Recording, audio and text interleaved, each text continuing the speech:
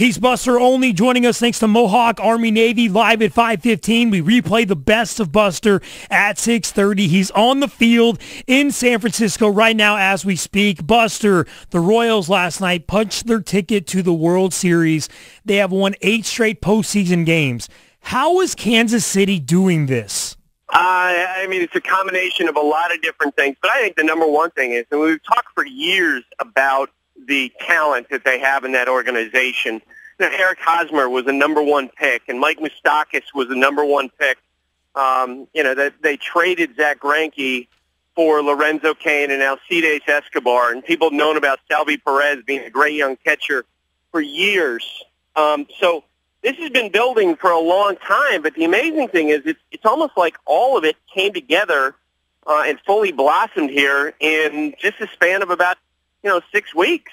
And, all of a sudden, all that athleticism that Dayton Moore values is paying off for them. And what a moment. Whenever I watch them play now, I tend to think of that, the Miracle on Ice team in 1980. And I always, when I watch Ned Yost, it's like Herb Brooks going up and down the bench saying, play your game, with the running game and the defense, because nobody else really plays like them. And it's pretty cool. It is cool. Buster Olney, thanks to Mohawk Army Navy. Go to MohawkArmyNavy.com. It's Armen and Levack on 104.5 The Team. Buster, we always have the argument rested versus rusted. The first real potential layoff in the postseason, could that hurt the Royals with how they play?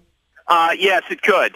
There's no question. I mean, history tells us that when you look at the 2006 Detroit Tigers, had a long layoff. They're trying to play simulated games. The pitchers are afraid of hitting the batters. They go into the World Series and get absolutely blitzed by the Cardinals that year. Then the next year, the Rockies zipped through, had finished the season great, zipped through the playoffs, and then they got blitzed by the Red Sox after a long layoff. So it is going to be a challenge for them.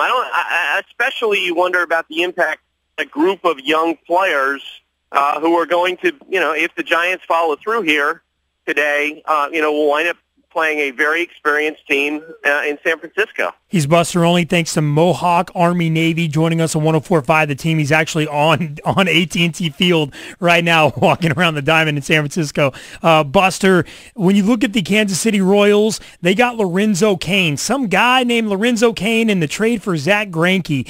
At the time, possibly the Dodgers did not know what was going on there. Obviously, the story of Lorenzo Cain and now the MVP of the ALCS, it's a pretty cool story, isn't it? Yeah, and it's a classic case of, not all baseball players are built the same way. Not everybody follows the same path. He basically was a very late starter in baseball, and he gets drafted essentially and identified because he's a really good athlete. And I remember Dayton Moore and Doug Melvin, Dayton Moore's the general manager of the Royals, and Doug Melvin, the general manager of the Brewers, telling me about how that Zach Greinke trade came together. And it started out with those two pieces, where Dayton Moore said to Doug Melvin, "Look, you're going to get Zach Greinke, but it's going to hurt." And the first two guys he asked for were an everyday defensive shortstop in Alcides Escobar, and they wanted to get someone who could play center field in Lorenzo Cain. And, my colleague Keith Law, who does a lot more scouting stuff than I ever do, talked about how when he saw Lorenzo Cain as a young player, he didn't think he was going to be an elite center fielder. But just as his offensive skills grew, so have his defensive skills. And, here he is, being one of the dominant players of the 2014 postseason. Now, speaking of dominant players of the 2014 postseason, it's like every year there's a pitcher who puts his team on his back, wills him to win. This year it's Madison Bumgarner for the Giants. How historic has this guy been this postseason? He's been unbelievable, and it's interesting. We had a conversation among some writers. Okay, who are the dominant personalities, the dominant players of the postseason? And my first choice was Bumgarner, who is he's like their Paul Bunyan, and you can't go 5 feet without hearing stories about him. I'll give you guys one. I heard a story about how there was a player on another team, and I'm not going to say who that player was, who was wearing Bumgarner out, he thought, from the dugout. So in other words, this guy's yelling at him, "You so-and-so, blah, blah, blah." and Bumgarner just so happened was going to wind up at a mutual event, and he told one of his teammates, "I think that's the guy who's yelling at me, and I'm going to talk to him about it." Now, Madison Bumgarner in the offseason, he works with Texas Longhorns and Black Angus, okay? He gave his wife a steer for their wedding. I mean, he is a hoss, 6'3", 240 pounds. And so what happened was is he walked up to this guy, and he said, "Are you the one who's yelling at me from the dugout?" And the guy looked at him and sort of sheepishly acknowledged that he was, and Bumgarner looked at him and said, "Well, that's going to stop." Wow. And that's Madison Bumgarner's personality. As Jake Davey told me, he is about as straightforward and simple a personality, and I don't mean that at all in a demeaning way, in terms of how he carries himself. And he's tremendous. I can't wait to watch him pitch this game. Great stuff. Buster Olney's on the field, AT&T Field right now in San Francisco. Buster, you like the odds of the Giants closing this thing out tonight? I do, because, hey, they got Bumgarner going for them, which is a huge advantage. But the other thing that's really developed is the St. Louis bullpen is a complete mess right now. And in part because of some regression they've had with their guys. But I think in every postseason you see players who are asked to do more than what they usually do. And Marco Gonzalez has been a starter for most of his life, and because the Cardinals had a need in their bullpen, they've been putting him in that role. Well, we saw in Game 4, he looked like he was simply gassed and losing his stuff. And Carlos Martinez, who was so dominant last year, is having all kinds of command issues, and he's erratic. And Randy Choate, in the span of one day, it looked like he developed the yips, after making that throwing error. He couldn't throw a strike in Game 4.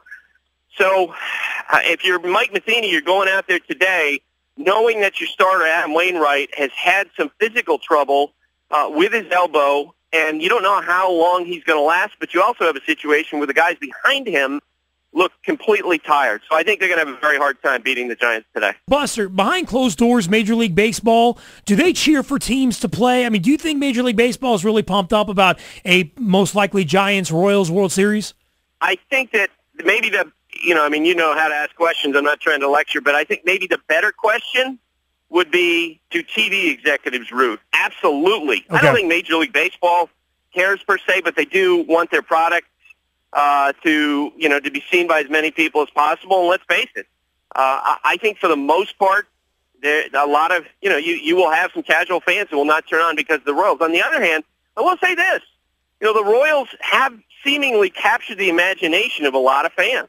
Just saying last week on the podcast, they become like America's team. He's Buster Olney with Armen and Levack on 104.5 The Team, your home for New York sports, brought to you by our friends at Mohawk Army Navy, MohawkArmyNavy.com. Buster, I can't let you go without asking you a Yankees question. So Kevin Long and Mick Kelleher have been let go since last we spoke. Scapegoats or something that might help the team grow in the future?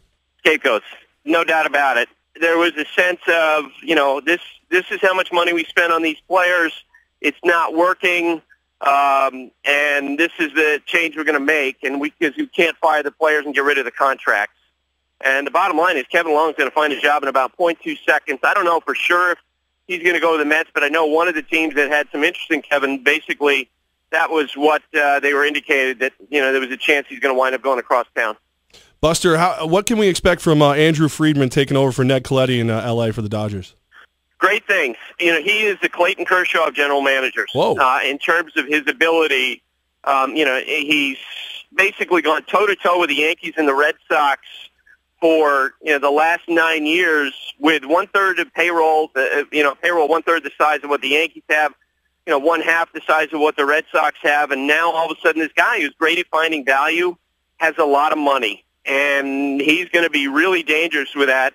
I think if you are, a fan of the Red Sox and you're a fan of the Yankees, you should be happy that Andrew Friedman has left the division. And on the other hand, I know from talking with executives with some of the other teams in the National League West, there is that feeling of, oh boy, there's a new sheriff in town. He's Buster Olney. Buster, thank you so much for your time. We'll be watching tonight, man. Thank you very much. Thanks, guys.